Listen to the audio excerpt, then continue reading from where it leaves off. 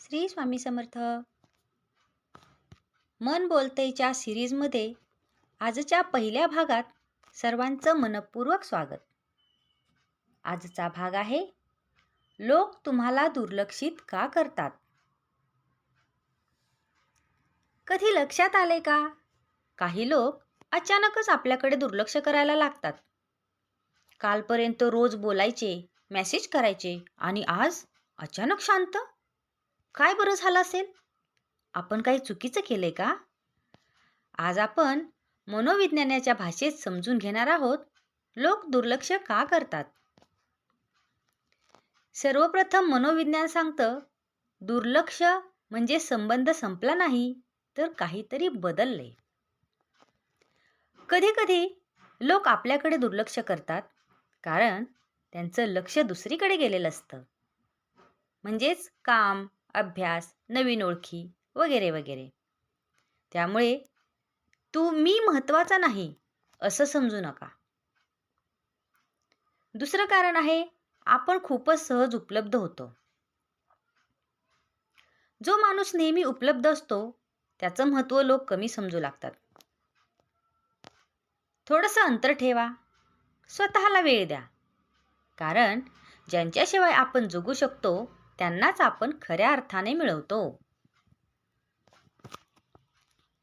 तिसरं आहे, कधी कधी दुर्लक्ष म्हणजे राग नसतो, तो थकवा असतो.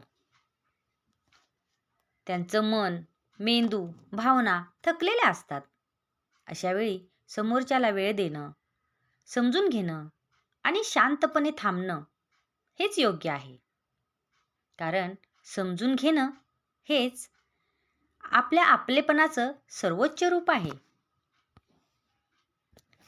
काही वेळा लोक तुम्हाला दुर्लक्ष करतात कारण तुम्ही त्यांचं आरसं बनलेले असता. म्हणजेच काय, तर त्यांना त्यांच्यातल्या कमतरता तुमच्यात दिसतात. त्यामुळे ते स्वतःपासूनच दूर पळतात. म्हणून दुर्लक्ष मिळालं की स्वतःला दोष देऊ नका. विचार करा, कदाचित तुम्ही खूप प्रामाणिक आहात. लोक बदलतात, वेळ बदलते, पण आपलं मन जर शांत राहिलं ना, तर काहीच हरवत नाही. आपलं मूल्य दुसऱ्यांच्या वागण्यात नाही, तर आपल्या स्वतःच्या स्वभावात असतं. तर मग पुढच्या वेळी जर कोणी दुर्लक्ष केलं तर दुःख करून घ्यायचं नाही, फक्त स्वतःवर लक्ष द्यायचं.